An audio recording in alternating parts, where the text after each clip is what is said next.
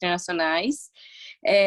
Eu sou estagiária de internacionalização pela Cacau Show, então eu faço análise e estudo de mercados lá na Cacau, para a gente poder começar a internacionalizar a nossa empresa. E eu tenho uma marca de roupas chamada Zimas, que é uma marca que busca a inclusão, né? Uma marca unissex, onde tanto homens quanto mulheres podem usar. A gente é mais uma vibe sem gênero, uma vibe mais inclusiva, onde a gente tem do PP ao extra, GG, plus size. Além disso, também faço parte da diretoria da Atlética de Relações Internacionais, eu sou diretora de novos membros e de mídias. Acho que. E faço parte do grupo de estudos da Palestina também. Sou militante na causa palestina, junto com a Hayata, inclusive, que vai participar aí da semana de palestras. Então, vou falar um pouco mais sobre o meu trabalho no Instagram, né? Eu comecei mais ou menos ano passado. No começo do ano passado, eu já fazia esse trabalho no meu Instagram diariamente e, assim, durante o meu dia, diariamente, tipo, fazia também, sabe? Mas o Instagram era uma coisa mais informal, onde eu repostava as coisas dos outros. Uma vez ou outra eu aparecia nos stories falando sobre algum assunto que eu sentia necessidade de falar, relacionado ou não à religião muçulmana, relacionado ou não ao feminismo. Se eu visse necessidade de falar sobre o tema, falar sobre o assunto, ia e abordava. E ano passado eu comecei a estudar dentro de relações internacionais. A gente tem uma matéria chamada Teoria Contemporânea das Relações Internacionais, que fala justamente sobre, né, a teoria feminista, né? Fala sobre o feminismo islâmico. Ele fala mais sobre o feminismo interseccional, mas é justamente nisso que o feminismo islâmico ele vai entrar, né? Quando a gente fala sobre feminismo, a gente fala sobre a conquista, né, dos direitos das mulheres para elas terem o mesmo espaço que os homens têm na sociedade hoje. E aí, quando a gente fala de feminismo islâmico especificamente, a gente está falando da luta da mulher muçulmana dentro da sociedade. Claro que a gente vai ter que fazer diversos recortes, porque a luta de uma mulher já é diferente da de outra, porque cada mulher vai ter uma necessidade específica. Eu, como mulher muçulmana, tenho X necessidades que outra mulher cristã, por exemplo, não vai ter a mesma necessidade, né? Acho que deu para pegar. E assim como eu, mulher muçulmana brasileira, tenho uma necessidade, uma mulher muçulmana libanesa, uma mulher muçulmana de outro lugar do mundo vai ter uma necessidade totalmente diferente da minha. Algumas coisas podem condizer, mas outras coisas não. Então, por exemplo, eu, Mária, um exemplo para ficar um pouco mais claro, eu, Mária, tenho que lidar com a sociedade brasileira, que é uma sociedade que estranha muito a minha religião, que enxerga muito a minha vestimenta de uma maneira diferente. Às vezes não é nem, sabe, proposital, é mais uma questão de falta de informação mesmo, onde as pessoas não têm conhecimento sobre a minha religião, então eu tenho que lidar com isso constantemente no meu dia a dia, em todos os lugares que eu tô, em todos os espaços que eu tô.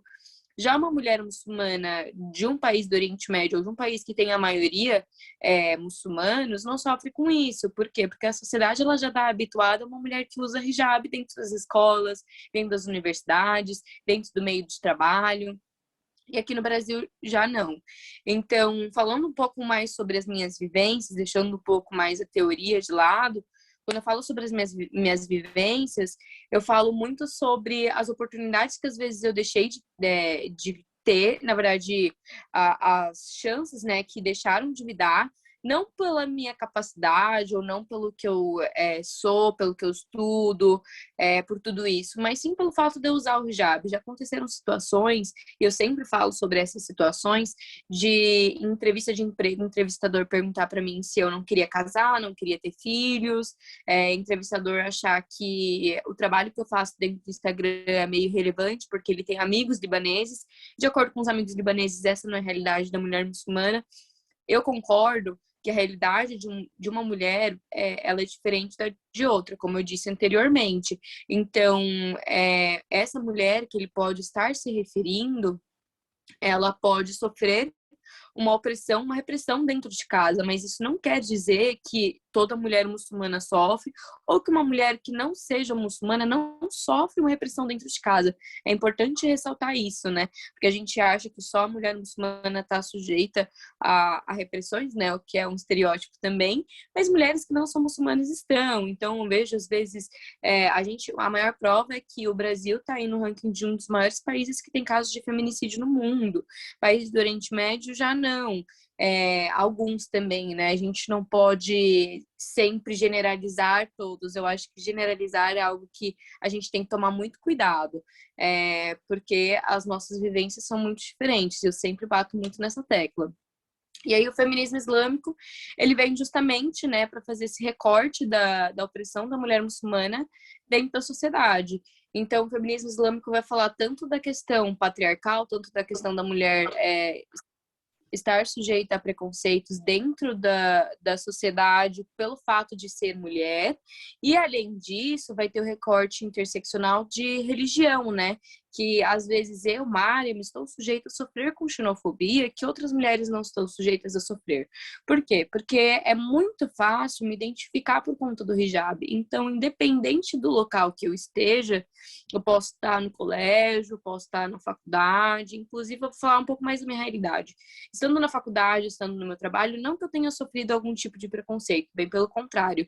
As pessoas, elas sempre foram muito receptivas, mas a todo momento eu sinto uma necessidade de ter que educar o próximo, falar para ele um pouco mais da minha realidade, fazer com que ele entenda que muitas vezes o olhar dele de mulher muçulmana reprimida é porque a mídia construiu muito isso, né? O Ocidente ele construiu muito isso.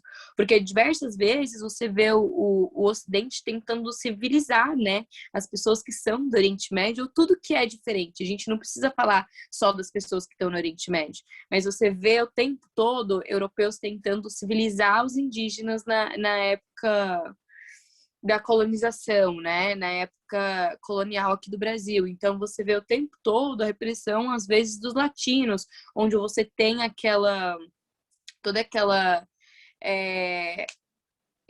quando você endeusa alguma coisa, né? Você endeusa a cultura americana, a norte-americana, você endeusa tudo que eles fazem, mas tudo que a gente faz, tudo que os latinos americanos fazem, ou tudo que as pessoas do Oriente Médio fazem, as pessoas asiáticas fazem, é visto como algo diferente, algo místico, algo que não é certo. Então, por que comer com as mãos não é algo certo? Suas mãos estão higienizadas, é algo certo sim. Se você tem esse costume, se você tem essa cultura, se você segue sua religião, um preceito básico você respeitar isso, né, pelo próximo. Muitas vezes eu não tive o respeito do próximo.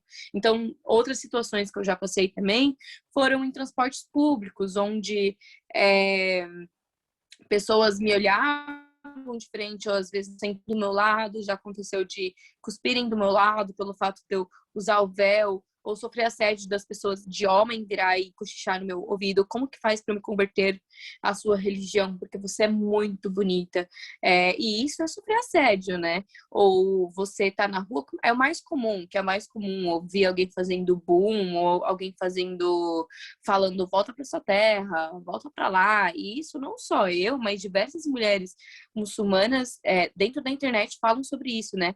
Porque a gente teve um movimento aí de influenciadoras muçulmanas e algumas delas vão participar aí dessa semana de palestra, além de mim. E esse movimento das mulheres muçulmanas está falando de, cara, eu sou um ser humano, eu tenho gostos, eu tenho preferências, eu tenho estilos. Então, eu, por exemplo, gosto de um estilo mais streetwear, sabe? Eu gosto de um estilo mais de rua, não de rua, né? Mas uma coisa mais urbana, uma coisa, assim, de roupas mais despojadas e tal. E tá tudo bem. Tem outras muçulmanas, por exemplo, a Meg, ela tem um estilo mais romântico, uma moda mais romântica. E tá tudo bem. A Meg Halat, ela também é uma influenciadora. Ela fala sobre maquiagem. A Mariam Chame fala sobre religião, fala sobre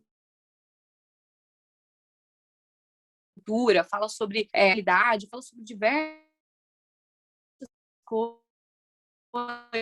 Aí a gente rima, que fala, tem a Fabiola sobre maternidade, ela faz recortes sobre toda a questão de maternidade humanizada, questão religiosa, questão racial, questão da LGBTQI+, e eu também faço esses recortes, porque durante muito tempo eu me encontrei e eu me identifiquei com pessoas que pertenciam à minoria da sociedade, porque essas pessoas também sempre estiveram sujeitas a preconceitos e que nem eu estive. Então, por exemplo, em escola, quando eu estudava em colegial, eu era amigo da galera a galera gay, a galera LGBTQI+, da galera feminista. Nunca era amiga da galera, padrãozão, elite e tal, porque eu não me identificava. Eu via que essas pessoas eram ignorantes. E as outras pessoas, elas tinham uma dor para compartilhar comigo, né? Que é a dor de você, às vezes, estar sujeito aos preconceitos diários. Então, diversas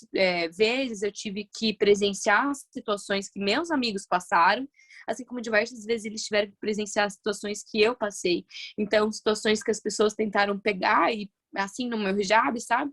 E aí a minha amiga já pegou a mão da pessoa e falou: não pode encostar assim. Não é que não pode encostar no hijab. Aí, só fazendo uma ressalva, né? Não é que não pode encostar no hijab. Mas você sempre tem que permitir, sempre tem que pedir a permissão da mulher muçulmana, né? Imagina alguém pega na sua blusa assim, começa a puxar sua blusa, o que é isso que você tá vestindo? Entende? É a mesma situação. Então, quando as pessoas têm essa visão de não somos livres, mas o que é liberdade, né? O que é liberdade? Para você tem um livro, né, que é da Angela Davis, que eu tô lendo agora, que se chama A Liberdade é uma Luta Constante, onde a liberdade ela é muito relativa, né? Porque a gente acha que a gente é livre, mas a gente está dentro de um sistema e a gente tem que respeitar esse sistema. Então, até onde vai a nossa liberdade, né? Será que você é livre para dizer tudo que você pensa? Talvez não, às vezes não. Eu tenho muita filosofia de que a liberdade vai até onde você começa a ferir o direito do outro. A partir do momento que você começa a ferir o direito do outro, isso já não é liberdade. E isso foi o que aconteceu muito comigo, né? Por quê? Agora, contextualizando um pouco mais também, por muito tempo, as pessoas achavam que usar o hijab não era um símbolo, uma forma de liberdade, de expressão, mas bem pelo contrário, Tem uma ativista política muçulmana e americana, inclusive, chamada Linda Sarsour. Ela foi responsável pela Marcha das Mulheres em 2017. Em 2019, foi uma das responsáveis pela Marcha da Mulher nos Estados Unidos, que teve, né? E ela diz muito sobre o hijab como um símbolo de liberdade.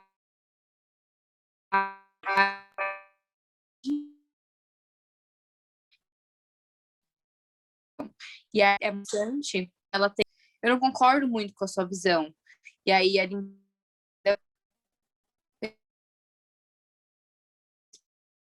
por que você não concorda com a minha visão? Porque em alguns do Oriente Médio, o hijab ainda é usado como opção para algumas mulheres.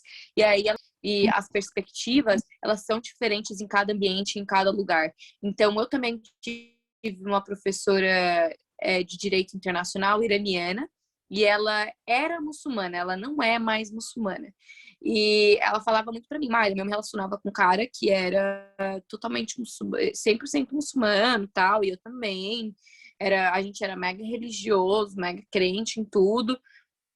Mas chegou um momento da minha vida que eu não me identificava mais, meus pais também não eram mais religiosos. Aí eu meio que me separei dele e vim estudei na França direito e conheci um brasileiro. Olha que loucura, né? Ela conheceu um brasileiro e veio morar aqui no Brasil.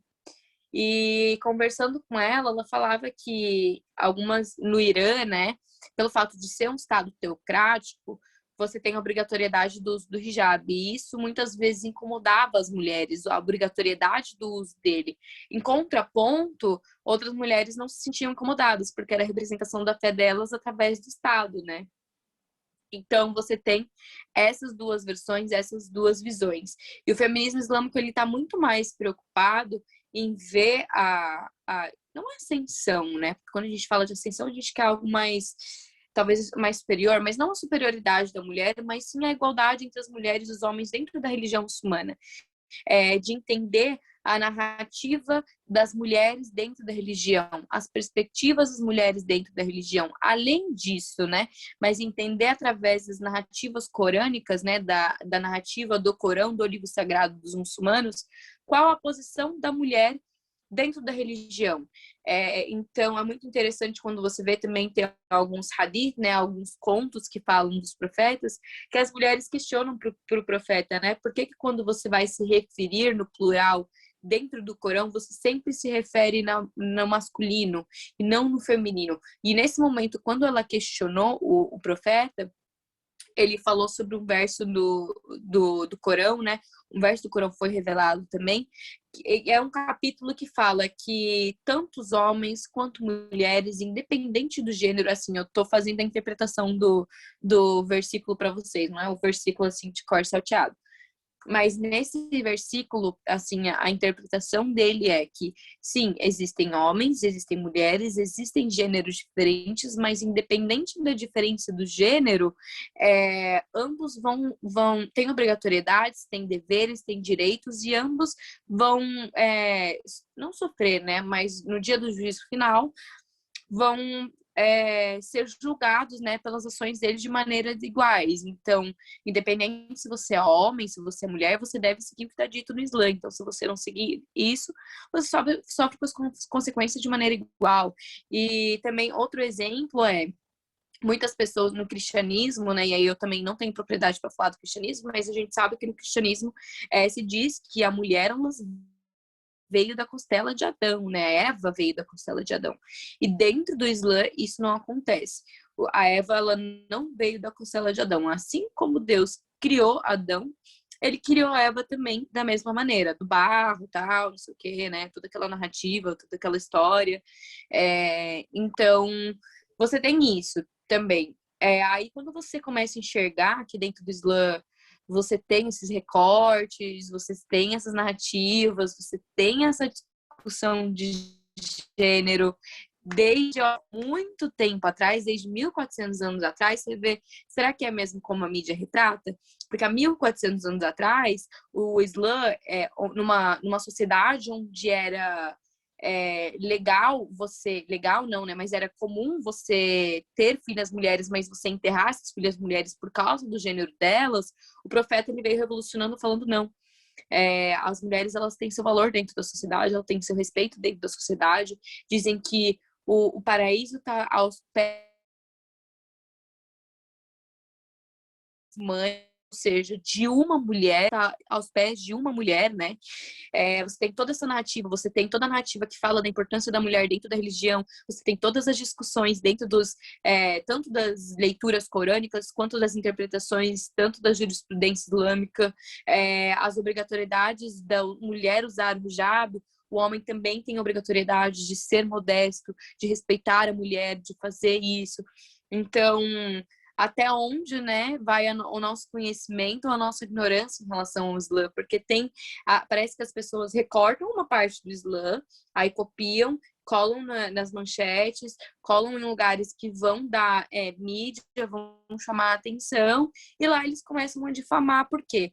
Porque a mídia ocidental, ou o Ocidente, ou o poder hegemônico aí, né, que a gente tem no sistema internacional, ele quer ter um controle sobre as informações. Porque se ele não tem um controle sobre as informações, ele consegue simplesmente fazer o que fizeram com o Iraque, na guerra do Iraque ou na guerra do Afeganistão, né? Invadir os países justamente com a narrativa de que você está indo lá para democratizar, levar a civilização, levar tudo isso. Na política externa atual dos Estados Unidos, você não tem tanto isso, né? O governo Biden, o cara de relações exteriores que entrou aí, ele tem uma política mais multilateral, onde ele vai conversar, fazer acordos, tanto com o Irã agora, né? Acordo nuclear, quanto os outros países. Mas, assim, ainda continua sendo algo que é um trabalho de formiguinha, é um trabalho que a gente precisa vir, conscientizar, conversar. Por isso que eu fico muito feliz em participar de palestras, em participar de webconferências, em participar de tudo, porque é importante a gente ter esse espaço, é importante a gente ter essa visibilidade. Agora, né, como eu falei, dessa onda de mulheres muçulmanas tendo visibilidade com Spotify, Americanas, marcas gigantes, Pampers. Então, você vê essas mulheres tomando espaço, e é isso que importa, né? A gente trazer a discussão à tona, trazer esse espaço, trazer a compreensão, porque é o que eu falo, muitas vezes, é claro, as pessoas são ignorantes, não querem enxergar, mas às vezes é porque não consegue enxergar, não conhece, não vai atrás. Eu sempre falo, você quer conhecer o Islã? Você tem interesse em conhecer o Islã? Conheça o muçulmano. Conheça o muçulmano, conheça uma mesquita, conheça a realidade desse muçulmano. Até porque, até mesmo as realidades, elas vão se diferir. A minha realidade é diferente de uma amiga minha que é muçulmana, mas que mora no Brasil, porque eu estou muito mais inserida na sociedade brasileira do que ela. Ela convive mais na sociedade árabe, na comunidade libanesa aqui do Brasil, e eu não. Eu estudo com pessoas que são brasileiras, assim como eu, né? Porque eu sou brasileira, mas a gente pertence à comunidade libanesa aqui também. Mas eu estudo só com pessoas brasileiras, eu trabalho com pessoas só brasileiras, que não são muçulmanas, majoritariamente não muçulmanas. Na verdade, eu nunca conheci um muçulmano no meu meio, assim. Eu acho que eu conheci uma vez uma moça que faz faculdade comigo, e, inclusive, era da mesma cidade que eu era. Foi muita coincidência, inclusive, quando eu descobri, eu fiquei, gente do céu, mentira! Mas a nossa rede de apoio, né, a rede de apoio entre os muçulmanos é muito mais virtual e por comunidades que se conhecem, assim, então, pai de ciclano conhece pai de Beltrano, e aí por isso se conhece, e aí tem toda essa rede de comunicação, às vezes por mesquita, frequentar a mesquita também, mas junto com a pandemia, a gente começou a ter um contato muito maior com outras pessoas muçulmanas. Então, a Karima, a Mari, tal, a Hayat, eu conheci tudo agora na pandemia, tal. E a gente se identificou muito, porque a gente justamente fazia esse trabalho em conjunto, né? A Naime, não sei se vocês conhecem, a Naime que também faz o trabalho aí nas mídias sociais. Eu conheço ela pessoalmente porque ela justamente pertence à mesma comunidade que eu pertenço, de muçulmanos xiitas aqui em São Paulo. A Fabiola, eu conheço ela há muito tempo, mas a gente nunca se conheceu pessoalmente. Eu conheço a Fabiola porque eu me identifiquei com a militância dela lá em 2017 e eu adicionei ela no Facebook. A gente meio que trocava comentários, assim, e aí começou a bombar o Instagram e a gente meio que se identificou muito ali também. A Aisha eu conheci, a do Desoriente-se, e eu tô falando uma por uma porque se vocês tiverem oportunidade, conheçam o trabalho delas. Agora, infelizmente, eu não tô tão ativa no meu Instagram porque o meu trabalho tá consumindo muito ó, do meu tempo. Então, eu tento, assim, remanejar da maneira que eu consigo dentro do meu Instagram e tal. E aí, por isso que eu tô falando um pouco sobre elas. E aí tem a Aisha do Desoriente-se, que eu conheci agora na pandemia também, mas assim, o trabalho que a Aisha faz, eu falo. Tudo bem, eu escrevo o nome delas aí pra vocês. O trabalho que a Aisha faz, gente, é surreal, porque ela fala, tipo, sobre da questão decolonial, né? Não só da questão feminina, da questão religiosa, mas ela fala do Irã, fala da Tunísia, fala da Líbia, fala de todos os países do Oriente Médio no total. Ai, que legal, mandaram o perfil da Fabiola aí já.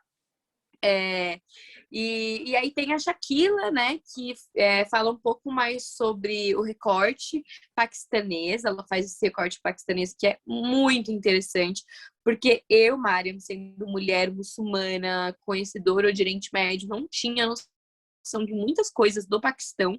E aí eu fui conversando com a Shak e eu fui descobrir que uma das maiores comunidades de xiitas no mundo está no Paquistão.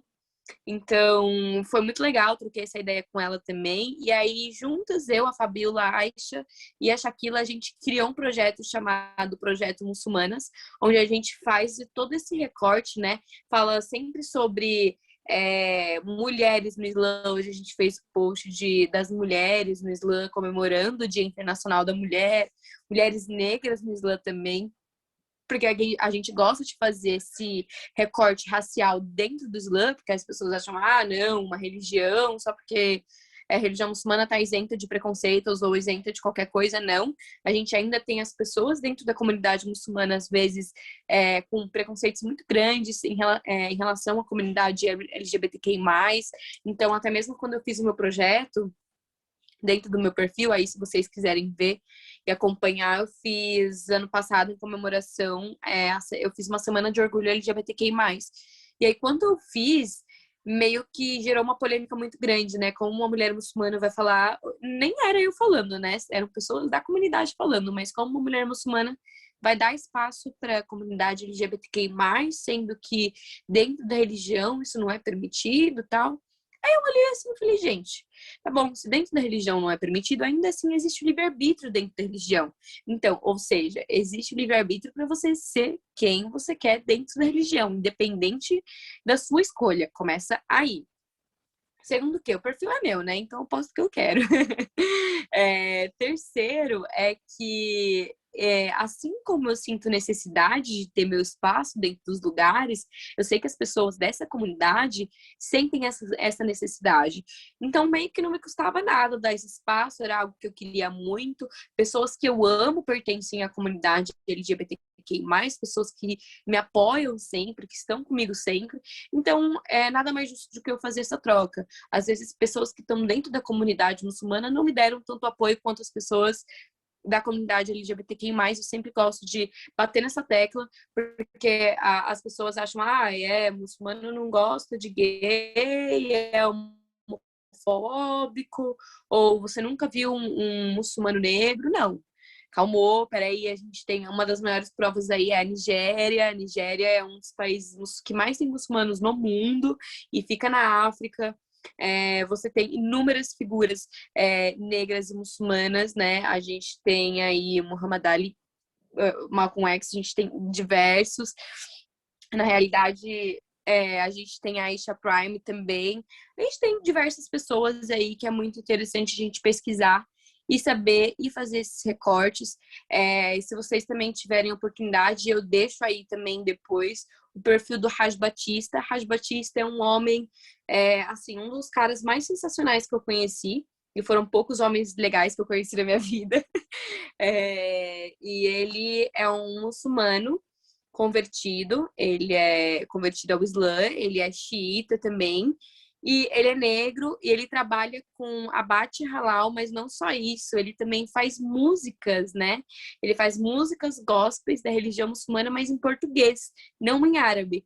E ele tem um trabalho muito legal junto com a Arisala, né? A Arisala também é uma plataforma e é uma comunidade islâmica que foi feita para divulgar, né? Divulgar o Islã, divulgar tudo que acontece dentro do Islã. Além dele, a gente tem o Sheikh Rodrigo Jalu. O Sheikh Rodrigo, ele também é outro cara sensacional. Ele é o primeiro sheik brasileiro xiita a se converter para o xiismo. Ele foi para o Irã, estudou 6 anos no Irã, mais 6 anos no Irã, aprendeu persa, voltou para o Brasil, criou um centro cultural na Penha. A maioria das pessoas que vão para lá são pessoas convertidas ao Islã. Ele trabalha em feira, faz trabalho voluntário junto a padres, dentro das favelas de São Paulo. Então, você vê que isso não está muito distante da nossa realidade. Quantas pessoas, eu aposto que alguém daqui, ou se não tiver ninguém daqui que mora na Zona Leste de São Paulo, eu moro perto da Zona Leste de São Paulo. Então, você vê o ativismo das pessoas muçulmanas dentro da comunidade de São Paulo, né? Então, isso não está muito fora da nossa realidade, a gente só precisa mostrar para o próximo, né? E é esse papel que o feminismo islâmico vem trazer também. Desculpa se eu desfoquei um pouco do assunto, que eu vou falando, eu vou englobando tudo, né? Mas é esse trabalho que o feminismo islâmico vem trazer, né? De inclusão, de passar informação, de criar essa rede de apoio entre as pessoas, tanto entre mulheres quanto homens. Homens, para mim, quando tem um homem que reconhece, faz essa desconstrução muito legal, sabe? Porque é difícil você ver homens que deem o devido espaço para as mulheres. Eu não estou falando só de mulheres muçulmanas, mas mulheres de todos os... Enfim, ter sido um pouco mais breve, sucinta, levei mais ou menos uma meia hora para falar sobre o assunto. Se vocês tiverem dúvidas mais específicas, existe dentro do feminismo islâmico, sim, vertentes do feminismo islâmico.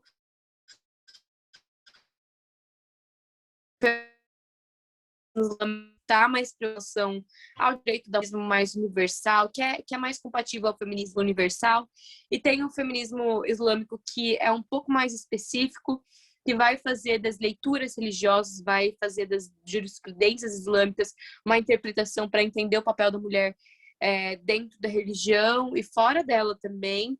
E eu acho que é mais ou menos isso em relação ao feminismo islâmico. É importante a gente fazer esse recorte interseccional, não só do feminismo islâmico, mas pelo feminismo negro também, feminismo, enfim, feminismo cristão também. Mas, enfim, é isso. Se vocês tiverem alguma pergunta, aí eu deixo em aberto. E eu vou colocar também o Instagram das meninas. Eu vi que a Milene também colocou, mas eu vou colocar caso vocês precisem. Perfeito. Tá sendo maravilhoso poder te ouvir. Quem quiser ir mandando as perguntas, pode mandar aqui pelo chat.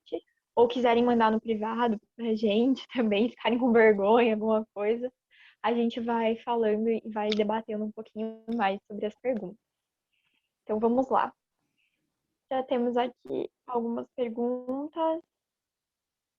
Bom, muitas vezes as. Travou?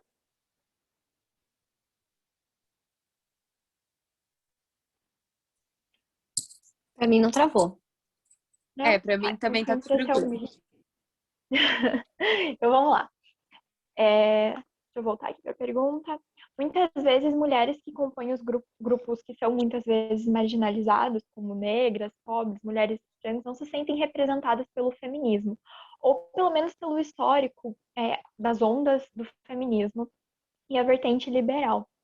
Dentro do feminismo islâmico, acaba sendo comum muitas mulheres não se sentirem representadas e acabarem não aderindo à causa? Nossa, acho que, assim, eu amei a pergunta porque, sim, com certeza. E é uma tecla que eu sempre bati com muitas mulheres, inclusive a minha mãe é uma delas. Hoje em dia, minha mãe é muito desconstruída em relação a isso, graças a Deus, mas foi um trabalho assim, né? Tive que forçar um pouco a barra com ela. Mas o feminismo liberal, inclusive a maneira que o feminismo liberal ele vai abordar o feminismo, ele não condiz com o que o Islã prega para as mulheres. Então, o Islã ele fala muito sobre a questão da modéstia, o Islã fala que não é através da sua liberdade sexual, não liberdade sexual no quesito de, eu dou para quem eu quiser, não, mas digo de sexualizar o corpo da mulher mesmo, sabe? De achar que só através da nudez que você vai conseguir garantir seus direitos, e não é bem assim, sabe? Então, toda a questão também do feminismo liberal ser a favor de um sistema capitalista, tudo, né? Um homem menos pior. Aí o Islã, ele não vai falar sobre isso. O Islã, primeiro que o Islã, ele não compactua com o sistema capitalista. A gente tem um sistema totalmente diferente, de funcionamento totalmente diferente. Atualmente, a gente vive no sistema capitalista porque esse é o mundo que a gente tem. Mas se você for em países como o Irã e Arábia Saudita, os bancos de lá, por exemplo, não cobram juros, porque cobrar juros é proibido dentro da religião muçulmana.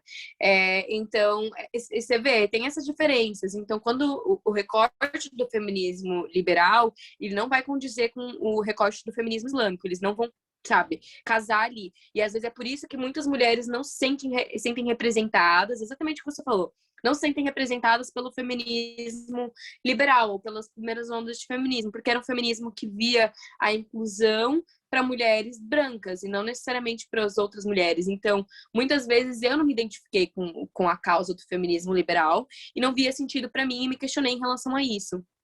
Até eu entender que existiam outros feminismos. Aí eu falei, aí, sabe, a mente faz. Mas enfim, é isso. Perfeito. Eu vou para a pergunta da Fernanda. Mário, existe uma diferença grande entre as vertentes sunitas e xiitas na questão do feminismo? Então, a questão da diferença xiita e sunita, e aí eu gosto de falar mais da minha vertente, porque é o que eu tenho mais prioridade para falar. Na vertente xiita, a gente consegue enxergar com muita clareza o papel e a importância da mulher muçulmana. Dentro da sunita também, porque você vai ter outras figuras diferentes, né, das mulheres, né? Você vai ter outras mulheres que vão ser importantes para a vertente sunita, Mas dentro da vertente xiita, a gente diz que a vertente xiita só existe por causa da divulgação de mulheres muçulmanas da religião. Então, o que acontece? Existiu uma batalha há muitos anos atrás, há 1400 anos atrás, entre xiitas e sunitas e tal, e aconteceu que os xiitas eram minoria, então eles meio que foram reprimidos, tudo naquilo. Mas as pessoas que falaram sobre essa batalha, as pessoas que falaram sobre a religião muçulmana depois dessa batalha, falaram sobre a vertente xiita, sobre os feitos do profeta, foi a neta do profeta. O nome dela é Sayyida Zainab, e tem a Sayyida Fátima, que é filha do profeta. Inclusive, o profeta Muhammad, ele foi casado com diversas mulheres para a divulgação do Islã e tal, né? Facilitação da vida dessas mulheres na época também. Mas, e ele teve seis ou sete filhos de acordo, ao longo da vida dele toda. Porém, todos os filhos dele morreram antes dele morrer, menos uma mulher que sobreviveu, foi justamente a Sayyida Fátima. E dentro da vertente xiita, a gente diz que a sucessão da religião muçulmana vem de acordo com a família. Então, a religião muçulmana ela só pôde se suceder porque existia a filha dele, existia uma mulher para representar a religião muçulmana naquela época. Então, é muito interessante você ver que a religião ela só deu continuidade por causa dela.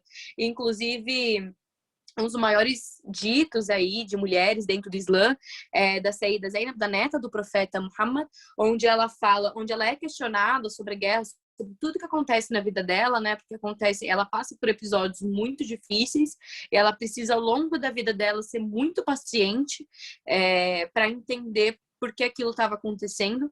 E aí quando ela é questionada, né? Onde falam para ela que Deus é esse que você acredita, que faz você sofrer? Que Deus é esse que você acredita, que te põe nessa posição? E aí ela vira e fala assim, eu não vejo nada além de beleza de tudo que acontece comigo. Por que eu não vejo nada além de beleza? Porque eu acredito na predestinação, eu acredito que tudo que acontece comigo tem um motivo. Que se isso está acontecendo, é por predestinação de Deus. Ele quer que isso aconteça comigo em relação à minha fé, em relação a tanto minha aprovação de fé, quanto minha aprovação de ser quem eu sou, do meu local, né? A gente fala da Batalha de Karbala, e para quem não conhece, quem não sabe, na guerra, na religião muçulmana, homens, na verdade, mulheres, crianças, pessoas doentes não podem entrar na guerra. Velhos, crianças e pessoas doentes, e gestantes, tal, tudo não podem participar da guerra. Porque são pessoas mais vulneráveis, seria injusto uma mulher lutar contra um homem se a guerra... Então, não pode acontecer da mulher entrar na guerra. E aí, quem sobreviveu nessa guerra de Karbala? Apenas mulheres e um filho, um neto do profeta Muhammad, só um neto dele, e outras mulheres sobreviveram. Então, todas as mulheres foram importantes justamente como eu disse anteriormente, para a divulgação, para você contar a história do profeta, para você contar a história do Islã. Foram as mulheres que fizeram esse serviço, esse papel, e não os homens. Então, se não fossem as mulheres, a gente não estaria aqui hoje em relação ao Islã.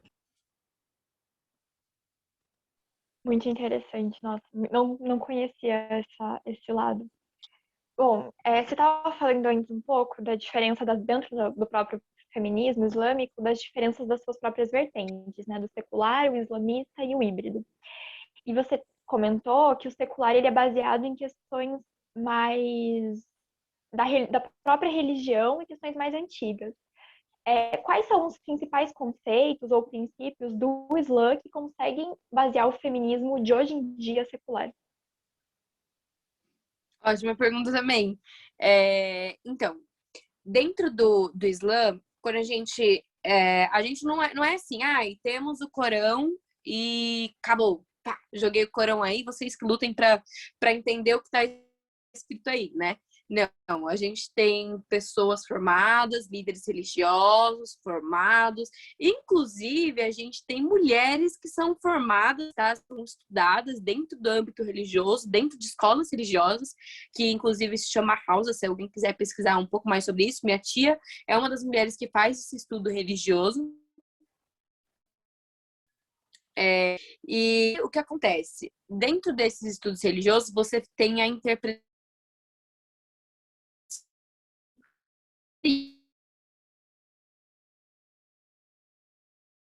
que os islãs vão falar tudo na sua vida. Homem, sobre a relação, sobre a sua relação com a sociedade, educação, tal, tudo. E, além disso, você vai ter as leis, as jurisprudências islâmicas, né, que também vão falar sobre toda essa questão do que você deve seguir, como você deve seguir, por que você deve seguir. E aí, quando você tem essa interpretação, você tem a interpretação feita na questão das mulheres. Então, por exemplo, a gente adapta muito a nossa realidade, as jurisprudências e as leis, muito à nossa realidade. A jurisprudência, vale lembrar que é válido só para vertente xiita e não para sunita. Então, dentro da Sharia, a gente vai ter que a mulher, ela não pode usar, em algumas vertentes, não pode usar esmalte, porque isso vai interferir na ablução dela. Porém, ao longo do tempo, você teve a interpretação, quando os líderes religiosos começaram a enxergar um pouco mais, ter um conhecimento científico, ter um conhecimento social, conhecimento de tudo, eles entenderam que não necessariamente o esmalte, através da ciência, conhecer todas as composições do esmalte, que a composição do esmalte não vai afetar na ablução.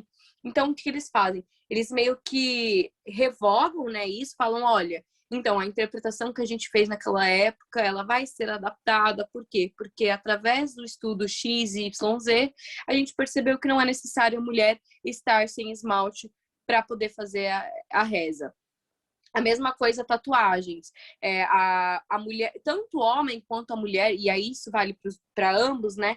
Podem fazer tatuagem, porque de acordo com a ciência, né? A gente não, a tatuagem, ela não fica na camada mais superficial da pele, que é a camada que a gente faz a ablução, que a gente faz o ritual de limpeza para reza, né? Então, é permitido, é lícito você fazer isso. E isso é lícito para homens e para mulheres. Como você consegue enxergar o feminismo dentro do Islã? Entendendo que existem deveres, obrigatoriedades e direitos tanto para homens quanto para mulheres. Direito à herança. A mulher tem direito à herança. Quando você vai casar também, dentro da religião muçulmana, tem todo um contrato de casamento que você faz, tal.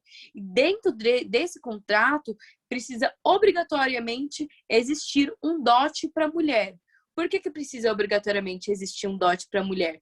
Porque talvez essa mulher, quando ela decidir escolher ser mãe junto ao marido dela, ela não tenha tempo para trabalhar fora de casa. Ou talvez quando ela se separe desse homem, ela não tenha dinheiro para se manter depois dessa separação, porque justamente ela não trabalhava.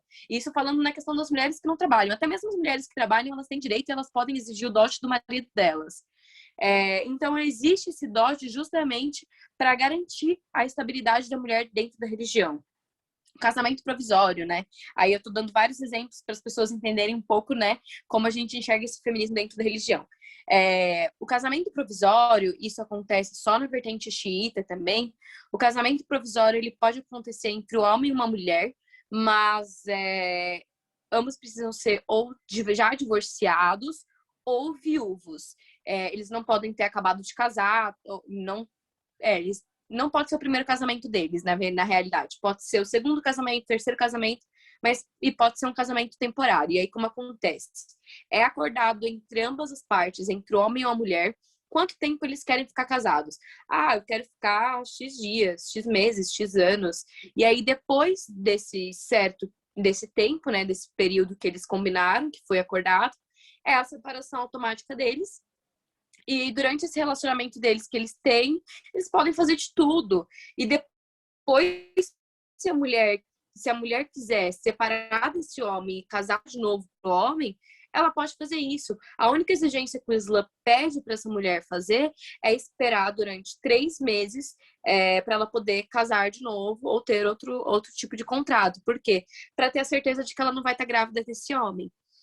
Tendo a certeza, hoje, claro que é diferente, a gente consegue ter a certeza mais brevemente, né, com maior antecedência, mas depois desses 3 meses, a mulher ela pode casar de novo com outro homem.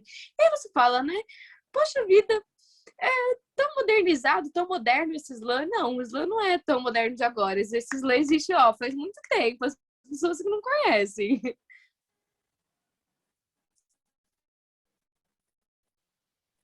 Perfeita. Tem duas perguntas aqui que elas acabam se encontrando um pouco, então eu vou juntar, que é a pergunta da Laís e da Lorena. A Laís começou perguntando se o ponto de vista brasileiro com relação à sua religião tem mudado bastante agora que as pessoas muçulmanas têm ganho visibilidade. E já conecta com a pergunta da Lorena, que pergunta se o feminismo islâmico tem influência nisso. E qual é o tipo de preconceito que tem diminuído com essa visibilidade? Muito legal. Então, o que acontece? A onda de ódio, ela diminuiu muito, muito mesmo por conta disso, mas também escancara bastante os preconceitos das pessoas. Porque, por exemplo, antes, quando a gente se calava, quando a gente ficava na nossa, a gente percebia os preconceitos, mas a gente não falava meio que nada, ou se falava, eram poucas mulheres que falavam sobre isso, poucos homens, ou poucas pessoas. A gente tinha pouca visibilidade, essa é a realidade, né? Quando a gente começou a tomar espaço, quando a gente começou a tomar espaço na mídia, né? As pessoas começaram a mudar a perspectiva dela justamente porque a mídia começou a mudar a perspectiva dela. Porque antes, quando você, ou até mesmo hoje, quando você vê o Mídia Ninja, o Quebrando o Tabu, eles já postaram conteúdos da Fabíola, da Mariam, de diversas mulheres muçulmanas. Mas quando você vai ver os comentários, você ainda vê uma onda assim, de ignorância e preconceito gigante. Mas você tem aqueles comentários de ódio, de ignorância, de preconceito. Você tem aqueles comentários embaixo respondendo: não é bem assim, seu desinformado, vai conhecer essas mulheres, vai conhecer a história delas. Então você tem é tipo uma faca de dois gumes, sabe? Onde ao mesmo tempo que a gente tem muitas pessoas nos apoiando, você escancara todo o preconceito de outras pessoas, de pessoas ignorantes.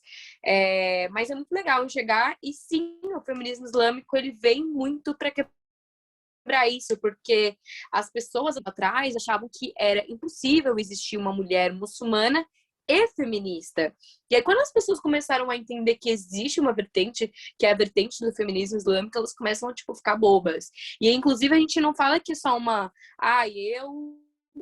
Não é pro hobby. Desculpa, não é pro hobby que eu venho falar, tal. A gente tem uma pesquisadora da USP, que é a doutora Franci Rose. A doutora Franci Rose também é incrível. Ela faz assim, ela não era muçulmana, ela se converteu ao islamismo enquanto ela estudava sobre o Islã, né? Então você vê, gente, sério, é cada coisa. E aí, a professora Franci Rose, ela estuda sobre o Islã, fez livros sobre o Islã, falando sobre as mulheres muçulmanas. Então, assim, informação não falta. O que falta é as pessoas terem uma disposição para desconstruir a visão delas. Porque atualmente a gente tem influenciadoras, a Mariam Chami tá aí com quase 500.000 de seguidores, e isso é muita coisa. Tipo assim, muita coisa mesmo, sabe?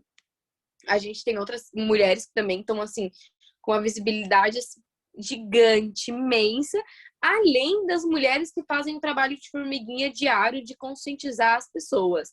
Então, de ir, conversar, falar um pouco mais sobre religião, falar um pouco mais sobre feminismo. E muitas vezes, eu, por exemplo, conversava com a minha mãe e eu falava para ela...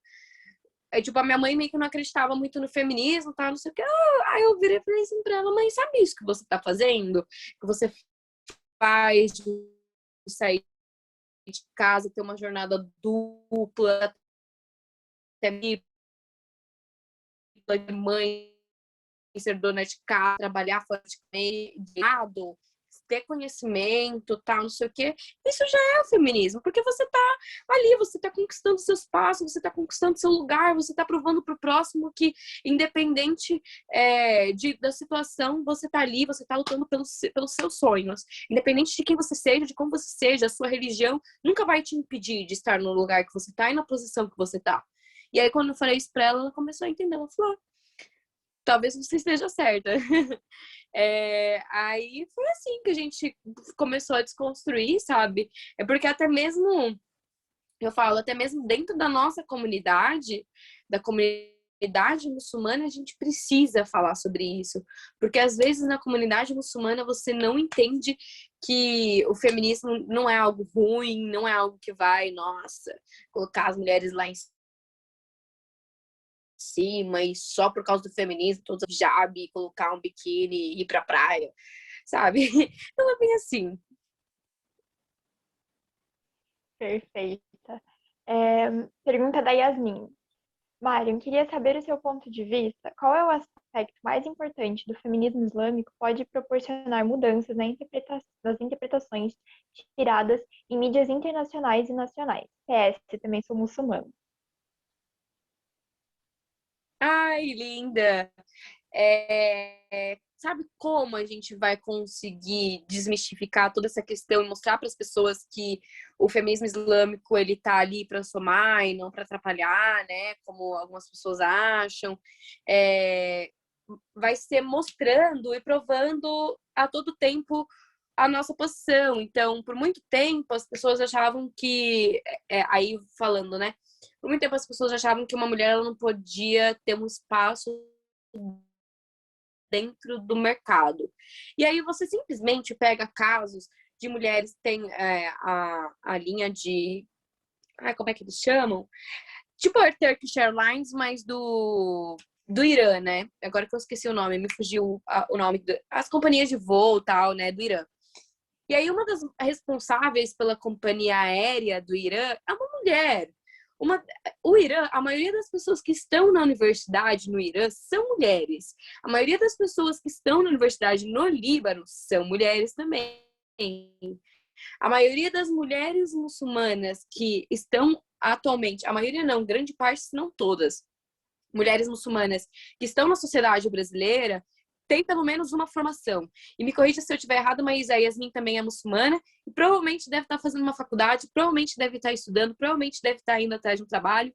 E é indo nesses espaços e falando, eu sou muçulmana. E aí as pessoas olham assim, tipo, você é muçulmana? E sim, e ainda assim eu consegui... Gente, a maior provação, assim, para mim, de que mulher muçulmana pode conquistar seu lugar, assim, independente de tudo, foi quando eu consegui a minha vaga de estágio na Cacau Show. Porque até eu conseguir essa minha vaga, eu tinha recebido pelo menos 5 não de outros processos seletivos. 2 a 3 deles eram porque eu era muçulmana. Então, quando eu consegui a minha vaga dentro de uma empresa grande, dentro de uma empresa que ia dar essa visibilidade para mim, falei, gente, que incrível, sabe? Eu tô conseguindo mostrar que meu véu não vai me limitar às coisas. E acho que é mostrando que o nosso véu não nos limita que a gente vai conseguir provar que as interpretações da mídia estão totalmente errôneas em relação à nossa religião. Mostrando que, através dos versículos do Corão, a gente consegue a nossa liberdade, através do versículo do Corão que a gente consegue nossos direitos, que em nenhum momento os direitos do Islã vão contrapor os direitos humanos, por exemplo, na ONU. Bem pelo contrário, a gente entende que às vezes os direitos no Islã garantiram direitos que foram garantidos apenas hoje na ONU, entende? Então, é mais sobre isso, de saber fazer esse serviço, sendo muçulmano e sendo não muçulmano também. Eu acho que quando você vê alguém falando asneira, sabe, mesmo, ou vê alguém falando abobrinha, você tem que ir repreender isso e falar, claro que nunca cancelando, porque eu sou contra a cultura do cancelamento. Mas indo e falando, beleza, você acha que é assim, mas você já experimentou conhecer um muçulmano e entender a realidade dele? Para ver se ele realmente passa por isso? Ou você já experimentou ir até uma mesquita e entender quais são os costumes deles? E aí é assim que você vai desconstruindo a visão das pessoas, tanto em relação à mídia, quanto em relação à nossa realidade. Certo. Só acrescentando, engraçado, aqui em Curitiba tem uma mesquita, creio eu, acho que é a única daqui de Curitiba, e ela fica bem no centro histórico, e tem uma feirinha muito popular, que todo mundo vai aos domingos, ia, né, antes da pandemia, e daí as pessoas iam pra mesquita, assim, porque ela é muito bonita, e com azulejos, e daí as pessoas iam, e é uma coisa, iam para tirar foto. E daí chegavam lá e conheciam, e mudavam a visão, e entravam, viam uns tapetes, e depois procuravam entender, né? Então é um processo de querer abrir a visão, né? Não... Com Primeiro tem que certeza. querer abrir a E aí visão para eu depois quero conseguir, né? compartilhar também. Aí eu quero compartilhar também que você falou da Mesquita de Curitiba. Ontem eu fiz a live com o João Maluf, que é um estudante de teologia islâmica, mas até um tempo atrás, e a história dele é muito interessante, porque ele é formado em História, se não me engano, aí em Curitiba, e ele conheceu a Mesquita de Curitiba e fez amizades com sheiks e tudo, e atualmente ele brasileiro, assim, nada a ver, sabe? Não veio de descendência libanesa, não conheceu o Islã, não tem pais muçulmanos. Gente, nada a ver, sabe? E pegou e falou, eu curti, vou estudar. E hoje ele faz teologia islâmica. Ele tem um perfil chamado O Islamismo no Instagram, que ele fala sobre a religião muçulmana e ele fala sobre a vertente xiita, o que é mais interessante ainda, porque a vertente xiita atualmente é minoria, né? Então você vê poucas pessoas falando sobre isso também. Falando sobre o xiismo em si. Então eu gosto muito de representar essa parte porque é pouco representada. Então você vê, né, como ele construiu a visão dele e ele foi parar no mundo totalmente diferente, onde ele está estudando para ser um teólogo. Então é muito louco, gente. Que legal. Tem a pergunta aqui da Fernanda. Ela perguntou, Mariam, pode-se dizer que a questão da obrigatoriedade do uso do hijab em alguns países, ou de certa forma, essa supressão do livre-arbítrio como um mecanismo do Estado e não da religião islâmica? Sou leiga, então não sei muito bem como funciona a questão do uso do hijab. Acho que ela também está querendo dizer um pouco do uso do niqab, da burca em países, né? Acho que você pode explicar um pouco melhor. Com certeza. Uma coisa que a gente precisa entender também do Islã, mas aí tipo, temos a visão atual, temos a visão do Islã. O Islã, ele faz sim a junção de política e de religião, porque dentro do Islã é impossível você andar com um sem o outro. Mas ainda assim, o Islã ele tem como princípio básico o livre-arbítrio. Então, você nunca pode impor nada a ninguém em nenhum local, em nenhuma situação. Bem pelo contrário, se você faz imposição da religião, isso acaba se tornando pecado. O que acontece? Dentro desses estados, aí a gente pode falar sobre a Arábia Saudita e sobre o Irã. Irã é uma teocracia e a Arábia Saudita é uma monarquia. Então, a gente tem dentro desses dois locais estados que vão seguir a lei, sabe, islâmica à risca. Então, se é obrigatório na religião muçulmana usar o hijab, lá eles vão ter isso como obrigatório. Porém, contudo, entretanto, não é algo que eu fale para vocês, eu concordo que, nossa, tem que impor o Estado teocrático, onde tem que obrigar todas as mulheres a usar isso. Não, porque eu acredito que o hijab, ele é muito mais do que nossa fé. Ele é nossa história, é quem a gente é. Ele conta um pouco sobre quem nós somos. Então, eu uso o hijab há 12 anos já. Então, o hijab é minha história. Eu usei o hijab de diversas maneiras, diversos estilos. Então, ele me marcou de muitos jeitos. Da primeira vez que eu usei, de todas as minhas transições. Tanto usei como mandilha, eu já usei niqab, já usei burca, foi umas experiências incríveis. Quando eu visitei o Irã, eu usei o niqab. Então, tipo assim, é muito interessante você ter essa experiência, você passar por isso. Às vezes, sim, a vontade do Estado ela vai se sobressair a liberdade das pessoas, só que eu garanto para vocês que o Islã, a Arábia Saudita, o Irã não são exceções, sabe? A gente já teve diversas vezes na história, a história pode nos comprovar, estados que usaram a religião, usaram o nome da religião para impor coisas para a sociedade ou para a comunidade, né? E as pessoas que iam contra eram, nossa, demonizadas totalmente. Então, em nenhum momento eu não falo que eu não sou passadora de pano, sabe? Eu sou crítica também. Então, eu amo o Irã porque o Irã, ele leva a taxa de analfabetismo quase a zero. O Irã, ele preza pela cultura, preza pela educação, preza por coisas que aqui no Brasil a gente não preza. Mas ainda assim, é um Estado como todos os outros que tem seus defeitos, onde ele vai impor a religião muçulmana para as pessoas que não, às vezes não querem ser adeptas. Lembrando que ele impõe a religião muçulmana, mas a cristã e a judia, ela é bem vista. Então, você tem essa liberdade religiosa de ser cristão, de ser judeu na Arábia Saudita e no Irã, porque o Islã, ele considera, né, a fé dos judeus, considera a fé dos cristãos, que é uma fé monoteísta, tal. Mas agora, já se é uma fé politeísta, então se você fosse falar de Umbanda ou Candomblé dentro desses países, seria visto como bruxaria, macumba, e todo esse tipo de coisa. Coisa que é, sim, intolerância religiosa, mas, assim, a gente precisa entender que isso é algo muito tópico para eles ainda lá, que eles não têm muito conhecimento, até porque Umbanda e Candomblé são são religiões de matrizes africanas. Então, vem muito disso, sabe? Perfeito. Eu vou até complementar que a gente vai ter a palestra com a Hayat, e ela é uma muçulmana que não usa o hijab. E isso não a torna menos muçulmana ou mais muçulmana, e sim é uma escolha, né? Uma escolha da representatividade, porque você sai na rua com o hijab, as pessoas vão saber que você é muçulmana, né? Não é que nem eu sair na rua, ninguém vai saber qual que é a minha religião, tem um lenço. Então, essa questão da gente também vai conversar um pouco sobre isso na sexta-feira.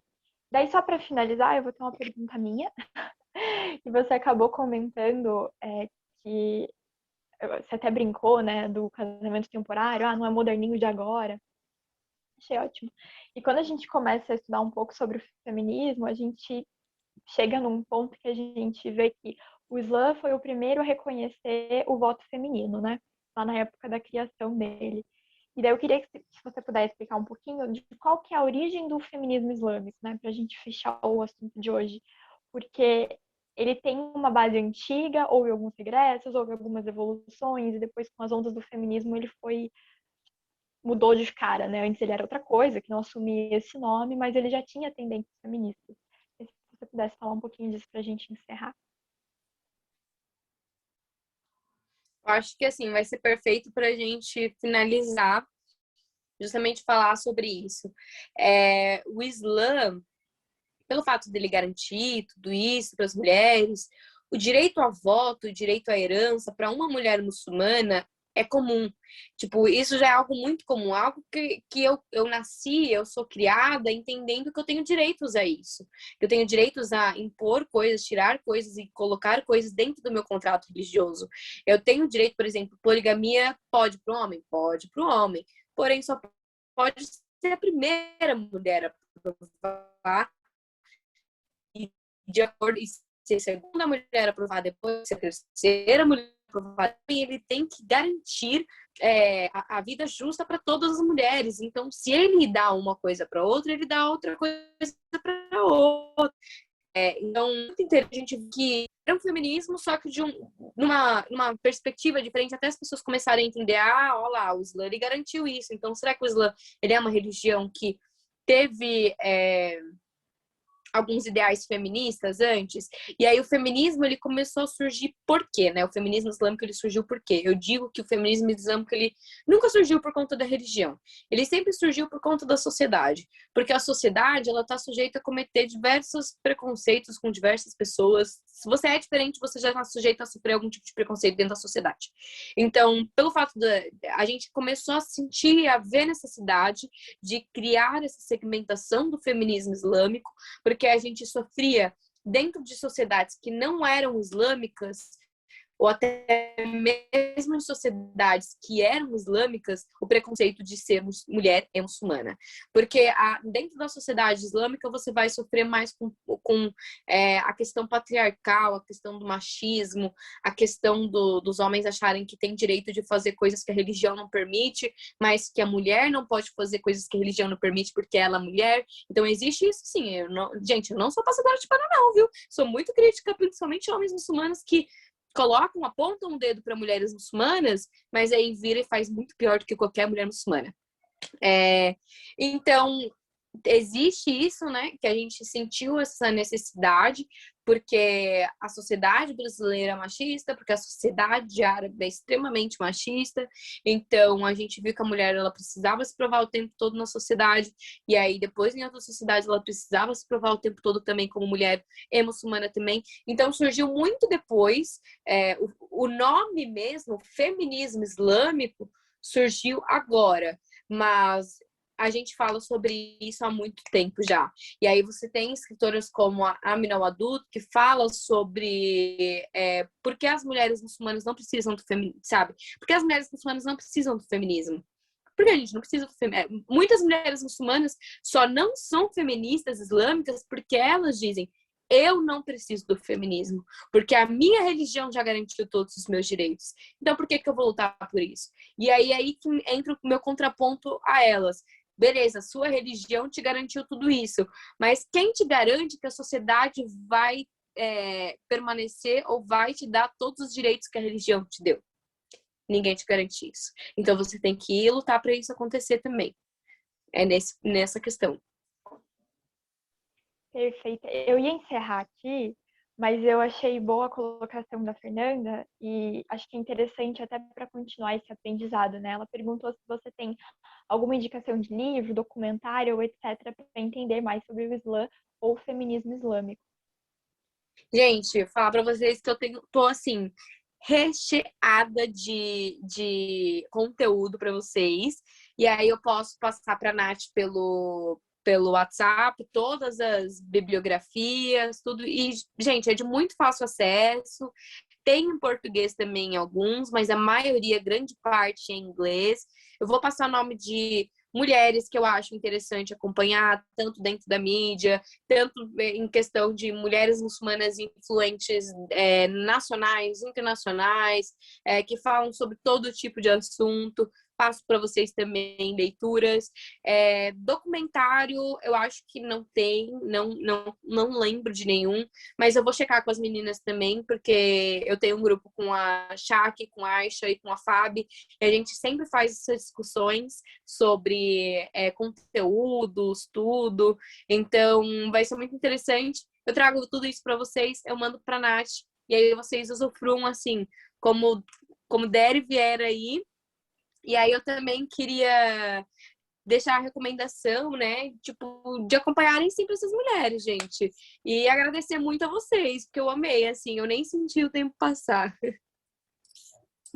Antes da Ana falar, eu só gostaria de agradecer, né, por você se dispor a passar isso pra gente.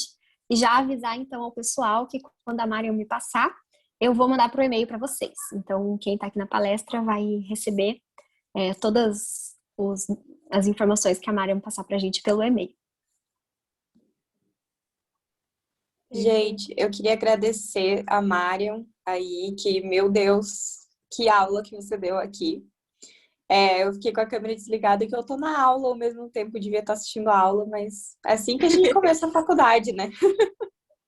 Faltando a primeira aula. Mas eu queria te agradecer muito, porque realmente eu acho que para todo mundo que está aqui foi muito enriquecedor essa conversa, né? Então é isso. Muito obrigada pelo tempo que você dedicou a gente e tenho certeza de que você inspira muitas mulheres. Ai, gente, eu fico toda sem graça. Olha, eu nem sei às vezes responder. Imagina, a gente só queria te agradecer mesmo, de verdade.